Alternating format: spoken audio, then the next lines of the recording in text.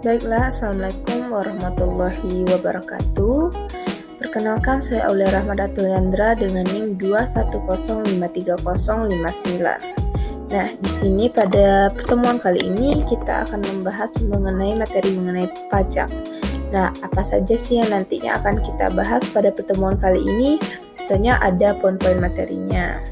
Jadi, pada pertemuan kali ini kita akan membahas mengenai pajak dengan 4 poin materi, yaitu mengenai pengertian pajak, fungsi pajak, manfaat pajak, dan yang terakhir itu ada tarif pajak. Mungkin kita akan masuk ke slide selanjutnya. Nah, apa itu pajak? Mungkin dari kita banyaknya sudah mengetahui apa itu pajak. Bagaimana sih seorang dapat mengetahui apa itu pajak? Mungkin baik bersumber dari buku ataupun kehidupan. Banyak di sekitar kita itu yang sudah menjadi wajib pajak. Sebelumnya saya akan menjelaskan apa itu wajib pajak ya. Jadi wajib pajak itu sendiri adalah orang yang berkewajiban untuk membayar pajak. Nah, di sekitar kita, contohnya itu ada orang tua kita nih. Ada pajak kendaraan seperti pajak mobil, motor, atau lainnya. Ada pajak rumah yaitu berupa PBB, pajak bumi bangunan. Tentunya pajak itu sendiri juga memiliki berbagai jenis. Jadi mungkin ya secara gambaran kasar nih, kita semua sudah tahu apa itu pajak.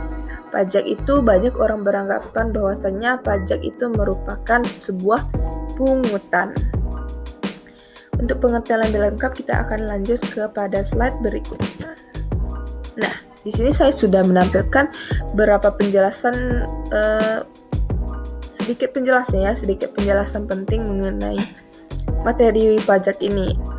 Menurut KBBI sendiri atau Kamus Besar Bahasa Indonesia, pajak adalah pungutan wajib. Pungutan ini yang nantinya akan dibayarkan berupa uang oleh wajib pajak nih yang tadinya sudah saya jelaskan sebelumnya kepada negara atau pemerintah. Nah, pajak itu sendiri berkaitan dengan pendapatan, pemilikan, harga beli barang, dan lain-lainnya. Nah, seperti yang kita ketahui, pajak tadi itu diwajibkan ya. Jadi, bisa disimpulkan bahwasanya pajak itu bersifat memaksa. Nah, mungkin nih dari pajak itu sendiri kita tidak mendapatkan imbalan secara langsung, namun imbalannya tersebut dapat kita rasakan nantinya. Contohnya apa? Dari pembangunan yang dilakukan pemerintah nih. Contohnya pembangunan sekolah di daerah terpencil, pembangunan rumah sakit, akses pasar dan lain-lainnya. Contohnya di sebuah daerah ya, anggap ada sebuah daerah yang bernama daerah A. Nanti di daerah A tersebut nih dilihat dari jumlah penduduk yang banyak ya. Namun ada kekurangan seperti kurangnya fasilitas pendidikan, fasilitas kesehatan ya. Nah, jadi dari uang pajak tadi pemerintah nantinya akan menggunakan uang pajak tersebut sebagai biaya untuk mendirikan fasilitas-fasilitas yang kurang tadi, seperti contohnya tadi ada sekolah, yang nanti akan membangun sekolah atau rumah sakit untuk fasilitas kesehatan seperti. Nah, mungkin nih banyak orang beranggapan, kenapa sih kita harus bayar pajak? Kan nggak mendapatkan imbalan secara langsung. Namun dari penjelasan tadi kita dapat menyimpulkan bahwasanya imbalannya memang tidak secara langsung, namun untuk kedepannya, untuk kesejahteraan masyarakat kedepannya. Jadi pajak itu wajib dibayarkan. Jadi untuk teman-teman semua yang sudah memiliki kewajiban membayar pajak, maka tolong untuk membayar pajak tepat waktu ya. Mungkin kita akan lanjut kepada pembahasan berikutnya, yaitu mengenai fungsi pajak. Nah, kita memiliki 4 poin di sini, yaitu fungsi anggaran, fungsi alokasi, fungsi distribusi, dan fungsi pengatur atau regulasi. Nah, kita masuk kepada fungsi anggaran ya. Nah, fungsi anggaran itu di sini saya mencantumkan bahwa pajak berfungsi sebagai sumber penerimaan kas negara. Nah, benar sekali tentunya. Nah, fungsi anggaran ini kan tadi sudah dijelaskan bahwasanya berfungsi sebagai sumber penerimaan kas negara. Nah, Nah, pajak yang nantinya itu dikumpulkan oleh masyarakat itu digunakan ya untuk membiayai pengeluaran negara nih. Semakin banyak nih masyarakat yang membayar pajak, maka semakin besar pula pendapatannya. Jadi segala bentuk pengeluaran negara itu tidak ada nantinya nih misalnya kekurangan dana jika masyarakat atau warga negara itu sadar akan pentingnya membayar pajak. Mungkin kita bisa lanjut kepada fungsi kedua, itu mengenai fungsi alokasi atau biasanya orang sebut dengan fungsi pendanaan ya. Nah, jadi fungsi alokasi ini berfungsi untuk mendanai atau menyediakan barang jasa yang dibutuhkan oleh masyarakat nih. Apa sih contoh dari fungsi alokasi sendiri? Misalnya nih pembangunan sarana dan prasarana atau bahkan membangun sebuah infrastruktur seperti contoh dari imbalan tidak langsung tadi ya, saya sebutkan seperti pembangunan sekolah, rumah sakit, akses pasar di daerah-daerah terpencil. Nah, mungkin orang banyak berpikir, apakah hanya di daerah terpencil saja? Bukan ya, tapi di daerah yang memang membutuhkan pembangunan atau dinilai ya, nanti dia akan ada kriterianya. Nah, di sana nanti akan diadakannya pembangunan. Lanjut kepada fungsi ketiga, itu fungsi distribusi. Nah, pajak itu digunakan untuk pembangunan ekonomi katanya ya. Nah, memang betul. Nah, artinya itu dengan pendistribusian pajak secara merata diharapkan nih dapat memperbaiki taraf hidup masyarakat ya. Jadi dengan adanya pembangunan-pembangunan yang dilakukan tersebut, seperti yang berkaitan dengan fungsi sebelumnya itu fungsi alokasi tadi seperti pembangunan infrastruktur, diharapkan nih nanti taraf hidup masyarakat itu dapat meningkat ya, dan dapat memperkecil tingkat kesenjangan yang ada. Nah, mungkin juga kita bisa nih masuk ke fungsi selanjutnya atau fungsi yang terakhir, yaitu fungsi pengatur atau biasa disebut dengan fungsi regulasi, di mana ini pajak itu digunakan sebagai pelindung produksi dalam negeri. Contohnya apa sih? Nah, contohnya ini, pemerintah menetapkan biaya masuk terhadap barang ekspor sehingga barang tersebut menjadi lebih mahal dibanding produk dalam negeri. Nah, biaya itu masuk ke dalam kas negara, misalnya biaya cukai ya. Contohnya, kita melakukan impor barang sebuah tas nih dari luar negeri. Nah, nantinya kan itu nanti untuk dimasuk ke dalam negara kita ini dikenakan biaya cukai ya. Nah, dari biaya cukai itu akan masuk ke dalam kas negara yang nantinya tentunya penting nih untuk meningkatkan pendapatan, dan itu termasuk ke dalam fungsi pengatur atau regulasi.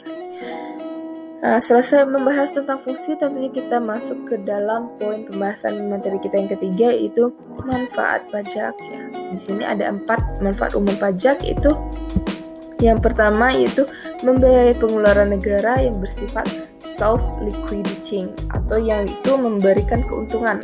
Seperti apa? Seperti proyek produktif, barang ekspor. Nah, yang kedua mungkin bisa kita lihat itu yaitu membiayai pengeluaran umum seperti pembangunan fasilitas umum. Nah, pembangunan fasilitas umum ini tentunya yang bisa nih dinikmati oleh masyarakat banyak ya tentunya. Yang ketiga nih, membiayai pengeluaran produktif, contohnya yaitu seperti penyaluran bantuan bagi nelayan dan petani. Yang keempat atau yang terakhir itu membiayai pengeluaran tidak produktif, contohnya itu apa? Mendanai pembelian senjata perang untuk tentara.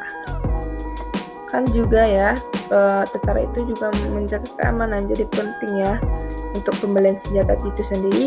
Jadi pembiayaannya itu bisa dari pajak itu sendiri, yaitu termasuk ke dalam manfaat pajak itu membiayai pengeluaran tidak produktif. Nah, kita sudah sampai nih pada poin materi terakhir, yaitu mengenai tarif pajak.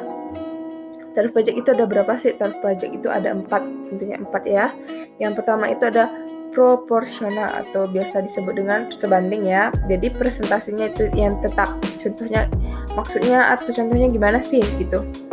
Nah, setiap wajib pajak itu dikenakan presentasi yang tetap gitu. Contohnya 5% nih, presentasinya 5%. Nah, jadi untuk setiap wajib pajak itu presentasinya itu 5% ya. Tentunya ya, pengenaan presentasi ini berdasarkan syarat dan ketentuan yang berlaku. kedua itu tarif pajak tetap atau biasa disebut dengan konstan. Itu besar atau jumlah yang dibayarkan itu sama. Jadi nominal dari pembayaran pajak itu sama.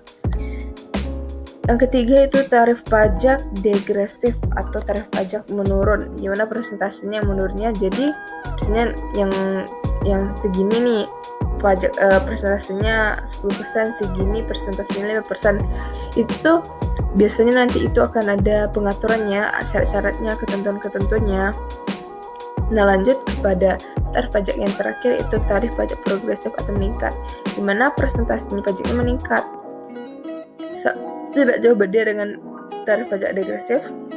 Misalnya nih dari dengan kita contohkan ya pada pendapatan 0 sampai sekian itu pajaknya 5%, nanti sekian sampai sekiannya lagi tarif pajaknya 30%. Jadi ada peningkatan persentase ya untuk pengenaan pajaknya. Nah, untuk nantinya nih di kuliah mungkin teman-teman ya akan yang bagi yang mengambil mengenai ekonomi itu mungkin akan mempelajari sedikit tidaknya ya mengenai pajak ya. Nanti mungkin akan, untuk saya sendiri ya, saya kan berasal dari jurusan pendidikan ekonomi, prodi pendidikan ekonomi, jadi juga ada nih mata kuliah perpajakan. Jadi nanti juga di sana kita akan bahas nih banyak poin penting mengenai perpajakan. Apa itu? Nanti dari pajak itu sendiri akan banyak loh materi-materinya tentunya teman-teman. Nah, mungkin untuk pembahasan dari saya mungkin hanya sekian. Kepada teman-teman terima kasih nih bagi teman-teman yang udah mau memperhatikan dan mendengarkan sedikit penjelasan dari saya mengenai pajak ya. Nah, semoga kamu bisa mendapatkan ilmu yang bermanfaat dari presentasi ini. Semoga beruntung. Lebih terkurangnya saya mohon maaf. Saya akhiri dengan mengucapkan wabillahi taufiq wal hidayah. Assalamualaikum warahmatullahi wabarakatuh.